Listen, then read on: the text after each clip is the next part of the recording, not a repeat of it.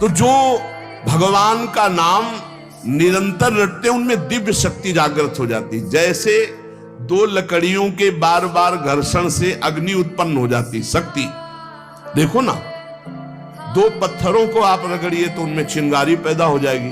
तो दिव्य चिदानंदमय नाम जब हमारी जिह्वा पे रगड़ होती है, उसमें ऐसी महान शक्ति जागृत होती। ज्ञान, भक्ति, वैराग्य, विपत्ति, दुख का नाश सब।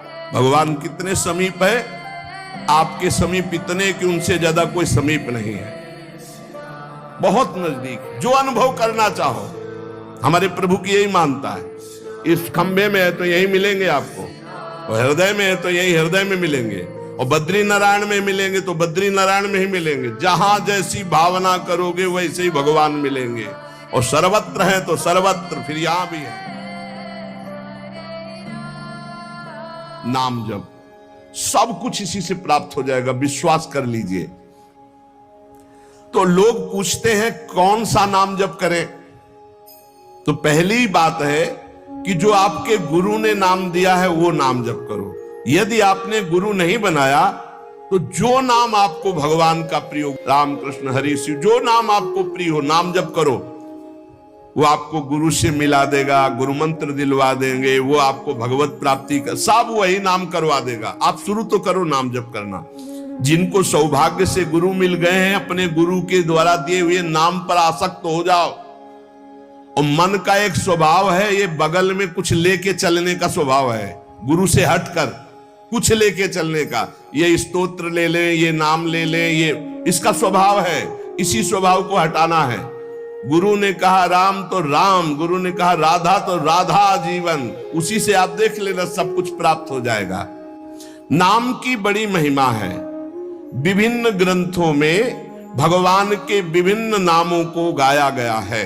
जो तुम्हें नाम प्रिय लगे, और भगवान के अनंत नाम हैं। सभी भगवान के नाम समान बलशाली हैं, पर विशेषता होती गुरु प्रदत्त नाम में। जैसे गोस्वामी जी को राम नाम सर्वोपरि, चैतन्य महाप्रभु कृष्ण नाम सर्वोपरि, हरिवंश महाप्रभु राधा नाम सर्वोपरि, कोई हर्ज नहीं।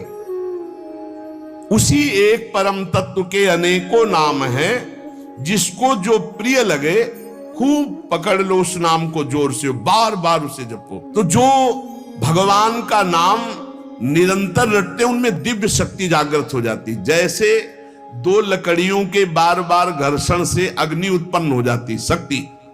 देखो ना, दो पत्थरों को आप रगड़िए तो उनमें चिंगारी पैदा हो जाएगी। तो दिव्य चिदानंदमय नाम जब हमारी जिह्वा पे रगड़ होती है, तो उसमें ऐसी महान शक्ति जागृत होती। ज्ञान, भक्ति, वैराग्य, विपत्ति, दुख का नाश सब। देखो गोस्वामी जी सरल भाषा में कह रहे हैं, यदि हृदय में और जगत में भी लोक में मंगल चाहते हो, तो अपनी जिह्वा रूपी देहरी पर, जो भीतर और बाहर दोनों को मंगल करेगी, नाम विराजमान कर लो। गोस्वामी जी को प्राण प्रिय है 2 अक्षर राम, ऐसे प्राण प्रिय है हमारा 2 अक्षर राधा। जिह्वा पे विराजमान कर लो, लोक परलोक सब मंगल को प्राप्त हो जाएगा। सर्वत्र भगवत दर्शन, तीसरी बात आई। पहला आया अपने इष्ट के अनन्य, दूसरा कैसे हो, तो बोले निरंतर नाम जप करो, और तीसरा सर्वत्र भगवत दर्शन। ये सर्वोत्तम बात है। चाहे वो चांडाल हो, पशु हो, पक्षी हो, जड़ हो, चैतन्य हो, जहां तुम्हारी दृष्टि पड़े तो उसमें देखने की कोशिश करो, इसमें भगवान श्री हरि विराजमान है। जैसे दूर से पड़ी हुई रस्सी सांप दिखाई देती है, न सांप पहले था ना बाद में रहेगा, बीच में भास रहा है, और बीच में है रस्सी, भास रहा है सांप। ऐसे ही ये संसार पहले नहीं था, बाद में भी नहीं रहेगा, बीच में भास रहा है, और है श्री कृष्ण, है प्रभु, और भास रहा है संसार। ये झूठा भ्रम हो गया है। ये स्त्री है, पुरुष है, जड़ है, चैतन्य, एकमात्र भगवान बना हुआ है, जो सब में मुझको देखता है और मुझ में सबको देखता है। वो मेरे नेत्रों से कभी ओझल नहीं होगा, मैं उसके नेत्रों से कभी ओझल नहीं होगा। और एक श्लोक आता है कि मैं किसी में प्रवेश नहीं हूं, कोई मेरे में प्रवेश नहीं। वही यहां कह रहे हैं, नहीं आधार नहीं को हरि महा। अब क्या मतलब है इसका? बोले इसका मतलब है जैसे कहा जाए बर्फ में पानी नहीं है और पानी में बर्फ नहीं है, बात कैसी रहेगी? क्योंकि बर्फ ही पानी है, पानी ही बर्फ है, भेद ही नहीं है। तो कहा जाए बर्फ में पानी प्रवेश नहीं कर सकता और पानी में बर्फ प्रवेश नहीं कर सकती, उसकी अलग सत्ता नहीं। बर्फ ही पानी बनी हुई है, पानी ही बर्फ है, कोई अंतर नहीं। तो कह रहे कि नहीं आधार। बोले कैसी बात कर रहे हो? बोले इसलिए कह रहा हूं कि वही है, दूसरा कोई है नहीं। प्रभु किसी में प्रवेश नहीं करते क्योंकि प्रभु ही है पहले से, तो किसी में प्रवेश करे? और कोई प्रभु में प्रवेश नहीं कर सकता क्योंकि कोई है ही नहीं, प्रभु ही है। स्वयं हरि जगत बने हुए हैं, सब कुछ ये हरि बैठे हैं। बस ये नेत्रों का हमारा दोष हट जाए, चश्मा बदल जाए, केवल हरि है। सिय राम मैं सब जग जानी, मानी नहीं जानी, जान के देख के। अति समीप, भगवान कितने समीप है? आपके समीप इतने कि उनसे ज्यादा कोई समीप नहीं है, बहुत नजदीक है।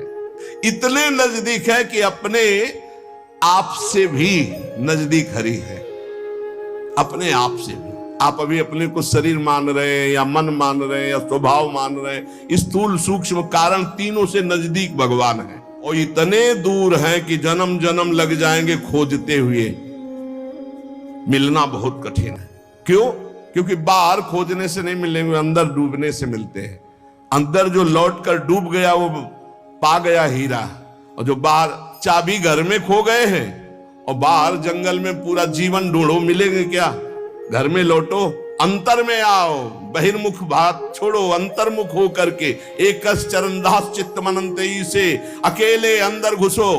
कुछ लेके नहीं जाओगे प्रेम गलियत साकरी, जितने संबंध सब ये बोझा है, नहीं ले जाओगे अंदर। अंतर्मुख अकेले होकर असंगो हम, और फिर ढूंढो तो मिल जाएगा, वही मिल जाएगा। और जब वो मिलेगा तो ढूंढने वाला नहीं रहेगा, केवल वही वो है जो अनुभव करना चाहो। हमारे प्रभु की यही मानता है, इस खंबे में है तो यही मिलेंगे आपको, और हृदय में है तो यही हृदय में मिलेंगे, और बद्री नारायण में मिलेंगे तो बद्री नारायण में ही मिलेंगे। जहां जैसी भावना करोगे वैसे ही भगवान मिलेंगे। और सर्वत्र है तो सर्वत्र फिर यहां भी है। कैसे भगवान समाये हुए हैं? जैसे दूध में घी। अब दूध में पूड़ी बनाओ, नहीं बन पाएगी। अब प्रक्रिया है, दूध को दही जमाओ, दही का मंथन करो, मक्खन निकालो, मक्खन को सिराओ, घी आ गया। ऐसे ही गुरु प्रदत्त साधना के बिना यह दृष्टि नहीं प्राप्त हो सकती। सर्वत्र श्री भगवान है। भगवान कैसे समाये हुए? पय घृत, दूध में घी के समान। जैसे अग्नि और लकड़ी, लकड़ी में कहीं अग्नि है लेकिन घर्षण करो, अरण्य मंथन उसी को तो कहते हैं। लकड़ी के घर्षण से अग्नि पैदा हो जाती। जैसे एक छोटे से बीज में पूरा वृक्ष है, उसकी डाल भी है, उसका पत्ता भी है, उसका फल भी है, लेकिन उसको जब आप भूमि पर प्रक्रिया से गाड़े, बीज अंकुरित हो, तब आपको यह अनुभव में आएगा। आनंद समुद्र भगवान ही सब रूपों में व्याप्त है। एक बार ये दृष्टि आ जाए कि सर्वत्र भगवान है, वो भव समुद्र से पार हो गया। पर इस दृष्टि में बड़ा धैर्य की जरूरत है, क्योंकि जहां आपकी दृष्टि हुई तहां माया अपना रंग शुरू कर देगी। जब देखने चलोगे ना भगवान को, तो ये द्वंद अपना आक्रमण करेंगे। कभी सुख फंसा लेगा, कभी दुख, कभी लाभ, कभी हानि, कभी मृत्यु का भयावा, कभी मान, कभी अपमान। जो इन सब में भगवान को देखता है वही निकल पाएगा। बड़ा कठिन है जब कोई अपमान करे उसमें भगवान देखे। बड़ा कठिन है जब कोई मारने आवे, कोई कहे आओ भगवान मार दे आके। ऐसा बड़ा कठिन है। कोई हमें गाली दे, हानि करे, तिरस्कार करे, हम उसमें भगवान देखें, लेकिन है भगवान। बहुत कठिन है। भगवान एक ऐसी स्थिति दे तभी होता है, नहीं तो ऐसे। अब नामदेव जी ने जब कुत्ते में भगवान को देख लिया, भूत में भगवान को देख लिया, तो एक भगवान से सख्य भाव से बात करने लगे। एक दिन कहा, विठ्ठल भगवान, पांडुरंगा, आपकी कृपा से अब मैं सब में आपको पहचान लेता हूं। भगवान ने कहा सही। बोले आप किसी भी रूप में छुपो, अब हम आपको पहचान लेंगे। भगवान मुस्कुरा दिए। थोड़ी देर में विचार आया कि मंदिर में बैठ के भजन करने से बड़ी भीड़ हो रही, लोग आ जा रहे हैं, विक्षेप पड़ता, मंदिर के पीछे चलते हैं। अभी तक विचार नहीं आया था। अब मंदिर के पीछे जाके जो भजन में लगे, कीर्तन में, सो देखा कि 10 बच्चे आ गए, कबड्डी खेलने लगे। यहां बड़ा विक्षेप, चलो नदी किनारे चलते हैं।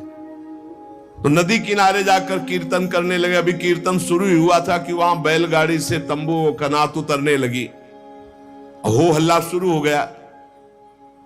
तो उनके नजदीक दूर से गए, बोले यहां हम भजन करने आए थे, यहां भी उपद्रव शुरू किया। तो उसकी पत्नी गड़ासा लेके निकली, बोले हम भोजन की व्यवस्था भगवान ने कर दी है, मिल गया है, काट के अभी हम बनाते हैं, हम सब लोग खाते हैं। नामदेव जी ने कहा यहां तो मरने वाला प्रोग्राम शुरू हो गया, ये कौन लोग है जो हमें काट के खाएंगे। गड़ासा लेके दौड़ी नामदेव जी की तरफ। पति ने कहा तुम चिंता मत करो, दूसरा गड़ासा लेके वो दौड़े।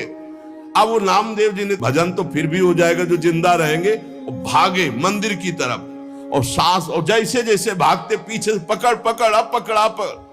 जब नगर में प्रवेश किया तो वहां देखा कि कोई ने, फिर मंदिर में गया, कहा हाँ भगवान ने कहा क्या हो गया। बोले प्रभु ऐसा ऐसा घटना घटी, पता नहीं किस देश के वो लोग थे कि वो कह रहे थे लाओ काट के खाते हैं। और वो दौड़ पड़ी उनकी पत्नी, फिर वही बोले पहचाने नहीं क्या। बोले प्रभु पहचानना क्या है, वहां इतना बड़ा गड़ासा ले।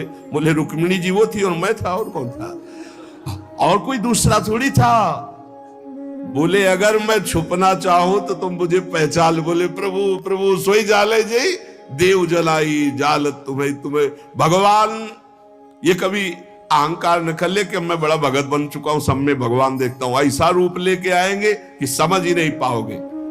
मान अपमान, सुख दुख, निंदा स्तुति, जन्म मृत्यु, इसे समान देखने वाला जीवन मुक्त होता है। देखो ये, इस पर हमें समान होना पड़ेगा। द्वंद्व विमुक्ता, सुख दुख संगई।